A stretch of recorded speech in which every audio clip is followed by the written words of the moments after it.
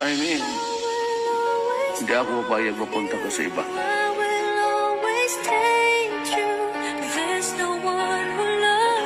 Either akin ka or magkagulo ito.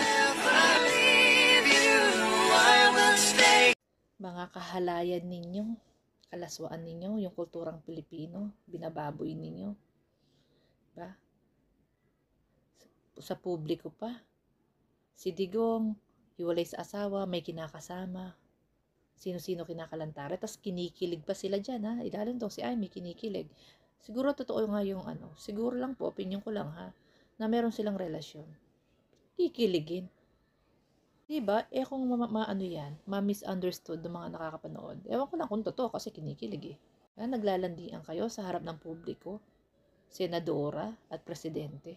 Tapos yung presidente may common law wife. Ang lalaswanin nyo. Ito ang gusto nyong tularan ng mga asawa natin, ng mga anak natin, ng mga apo natin, ng mga jowa ninyo. Ganyan. Yung pangangabit,